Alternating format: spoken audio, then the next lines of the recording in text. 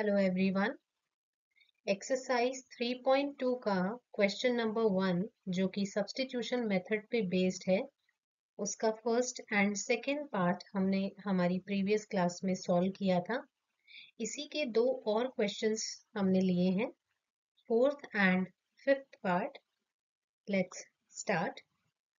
Fourth part है जिसमें हमें दो इक्वेशंस दी हैं x एंड y में, और जो कोफिशिएंट्स x एंड y के साथ में लगे हैं ये डेसिमल्स की फॉर्म में है, यानी पॉइंट्स की फॉर्म में है। पहले हम इन इक्वेशंस को इक्वेशन 1 एंड इक्वेशन 2 मार्क कर लेते हैं। अब इन इक्वेशंस को सब्स्टिट्यूशन मेथड से सॉल्व करने से पहले थोड़ा सा सिंप्लीफाई कर लेते हैं, क्योंकि पॉइंट्स के साथ कैलकुलेशन करना कंपैरेटिवली थोड़ा सा टफ होता है। इसलिए हम इक्वेशन 1 को पहले सिंप्लीफाई करते हैं। इक्वेशन 1 है 0.2x plus 0.3y is equal to 1.3। यहाँ पे ये जो पॉइंट्स हैं इन्हें हम रिमूव कर सकते हैं ताकि ये इक्वेशन सिंप्लीफाई हो जाए। तो जब आप 0.2 का पॉइंट रिमूव करेंगे तो इसके डिवीजन में 10 होगा, राइट? तो ये बनेगा 2/10x। देन 0.3 का पॉइंट रिमूव करेंगे, पॉइंट के बाद एक डिजिट है इसलिए पॉइंट रिमूव करने पे 3 के डिवीजन में भी 10 आएगा। y इक्वल्स टू 1.3 का पॉइंट रिमूव करेंगे तो ये बनेगा 13, एंड पॉइंट के बाद एक डिजिट है इसलिए डिनोमिनेटर में आएगा 10। ऑलराइट, नाउ डेसिमल से कोफिशिएंट जो है वो फ्रैक्शंस की फॉर्म में आ गए हैं। अब हमें ये फ्रैक्शंस भी नहीं चाहिए, हमें थोड़े से सिंपल नंबर्स चाहिए ताकि हम कैलकुलेशन कर सकें। तो हम इन फ्रैक्शंस वाले जो डिनोमिनेटर्स हैं उनको रिमूव करने की कोशिश करते हैं। जब भी हमें फ्रैक्शंस को सिंप्लीफाई करना हो तो हमें डिनोमिनेटर में जो नंबर दे रखा है उसी नंबर से पूरी इक्वेशन को मल्टीप्लाई कर देना चाहिए। फॉर एग्जाम्पल, इस इक्वेशन में डिनोमिनेटर में 10 है। अगर हम इस पूरी इक्वेशन को 10 से मल्टीप्लाई कर देंगे तो क्या होगा? लेफ्ट हैंड साइड में 10 मल्टीप्लाई करें और राइट हैंड साइड में भी 10 मल्टीप्लाई करें, उससे हमें ये फायदा होगा, राइट हैंड साइड में ये डिनोमिनेटर और न्यूमरेटर के 10 कैंसल आउट हो जाएंगे, और यहाँ पे ये 10 जो कि लेफ्ट हैंड साइड में है वो 2/10x से अलग से मल्टीप्लाई होगा एंड 3/10y के साथ अलग से मल्टीप्लाई होगा। Let's do that. ये बनेगा 10 मल्टीप्लाइड बाय 1/10, हम यहाँ कॉमन ले लेते हैं, अंदर होगा 2x plus 3y equals to 13। ये 10 और ये 10 कैंसल आउट करे जा सकते हैं। जब हम इन्हें कैंसिल कर देंगे तो हम देख सकते हैं अब जो हमारे पास में इक्वेशन आ रही है वो बहुत ज़्यादा सिंपल हो गई है दी गई इक्वेशन के कंपैरिजन में। ऐसे ही हम इक्वेशन सेकंड को भी सिंप्लीफाई कर सकते हैं। अगर हम इक्वेशन 1 को देखें तो 0.2 बन गया 2, 0.3 बन गया 3 एंड 1.3 कन्वर्ट हो गया 13 में।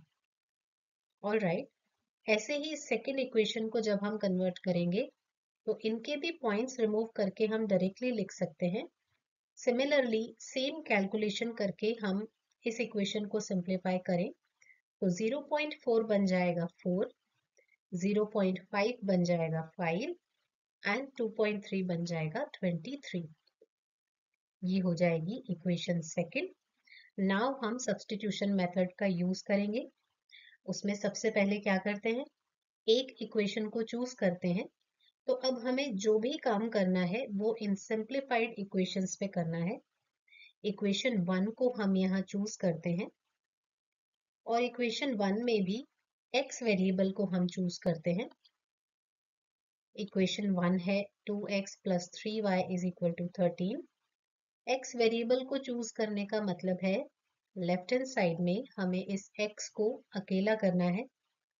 तो पहले 3y 13 की तरफ ट्रांसफर होगा ये बनेगा 2x is equal to 13 minus 3y। Now जो 2x के साथ मल्टीप्लाई में है वो यहाँ डिवाइड में चला जाएगा। ये बनेगा x is equal to 13 minus 3y divided by 2। ये हो गई x की वैल्यू और इसे हम मार्क कर देंगे इक्वेशन 3। इक्वेशन 3 के बाद ये रही हमारी प्रीवियस कॉन्सेप्ट की स्लाइड। नाउ इक्वेशन 3 में जो वैल्यू हमारे पास x की आई है उसे दी गई दूसरी इक्वेशन में हम प्लेस करते हैं, जैसा कि हमने प्रीवियस क्वेश्चंस में भी किया था। क्योंकि हमने फर्स्ट इक्वेशन को चूज किया है इसलिए जो भी वैल्यू प्लेस करी जाएगी वो सेकेंड इक्वेशन में करी जाएगी। सेकेंड इक्वेशन है 4x plus 5y is equal to 23।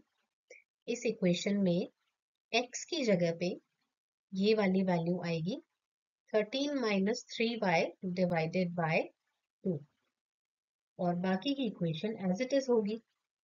Now यहाँ 4 और 2 की टेबल से कैंसल आउट हो रहे हैं 2 टाइम्स, तो ये इक्वेशन बनेगी 2 multiplied by 13 minus 3y plus 5y is equal to 23।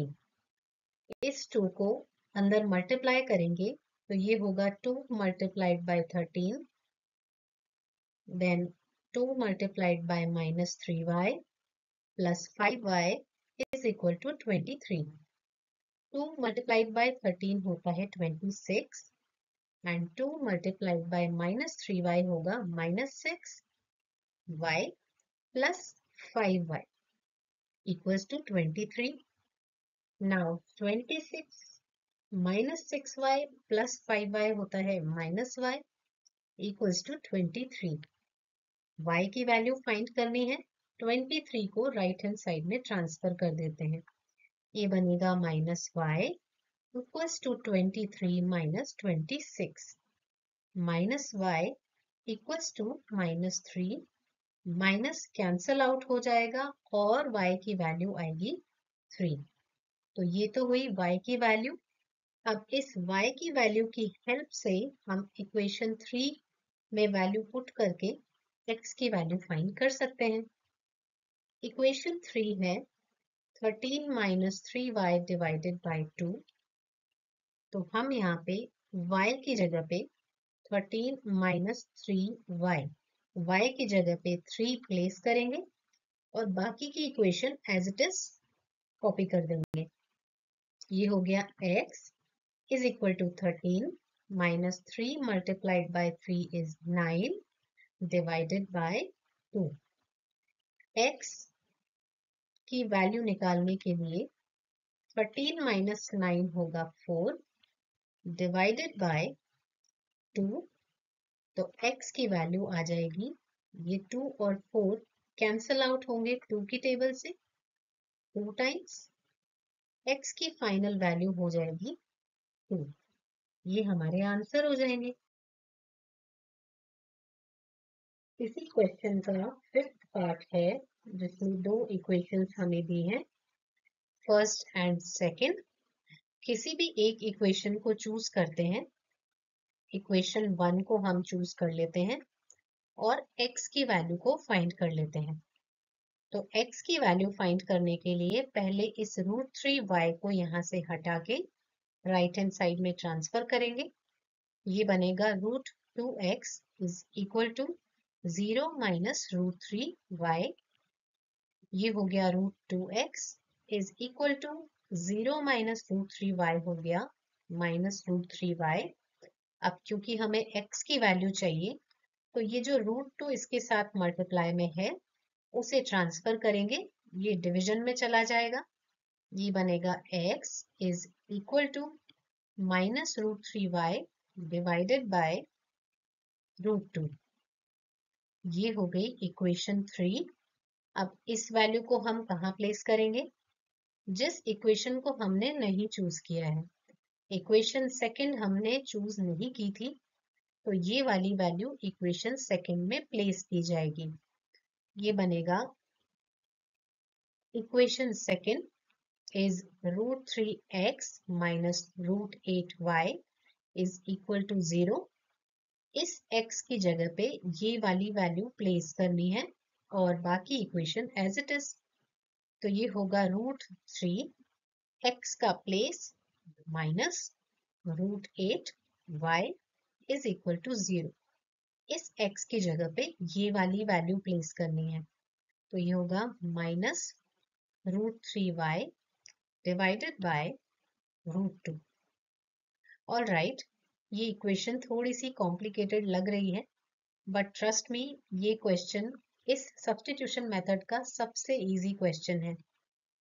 इसके बाद जब आप यहाँ y को कॉमन लेंगे, क्योंकि हमें दिख रहा है दोनों ही टर्म्स में y कॉमन आ रहा है, जब हम y को कॉमन लेंगे तो ब्रैकेट के अंदर जो चीजें होंगी वो होगी root 3 minus root 3 divided by root 2 minus root 8, right. Now y और इस नंबर के बीच में कोई साइन नहीं है, इसका मतलब यहाँ मल्टीप्लिकेशन है। जब भी एक वेरिएबल और नंबर के बीच में साइन नहीं होता है तो हम वहाँ मल्टीप्लिकेशन कंसिडर करते हैं, और हम जानते हैं कि दो नंबर्स के मल्टीप्लिकेशन का आंसर 0 आ रहा है तो एक नंबर को 0 होना पड़ेगा। ऑब्वियसली ये नंबर तो 0 के इक्वल नहीं आना है, अगर आप सॉल्व कर भी लेंगे तब भी ये 0 तो नहीं बनेगा, दिख रहा है। तो 0 किसको बनना पड़ेगा? y को। तो y की वैल्यू हो जाएगी 0। नाउ y की वैल्यू हमारे पास आ गई। इस वैल्यू की हेल्प से हम इक्वेशन 3 में y प्लेस करके x निकाल सकते हैं। तो इक्वेशन 3 है x is equal to minus root 3, y की जगह पे 0 डिवाइडेड बाय रूट 2। नंबर 0 से मल्टीप्लाई होने के बाद बनेगा 0, तो ये हो गया x इज इक्वल टू 0। बस ये आंसर हो जाएंगे। प्लीज मेरे चैनल को सब्सक्राइब कीजिए ताकि आपको आने वाले वीडियोस के नोटिफिकेशन टाइमली मिलते रहें। Thank you.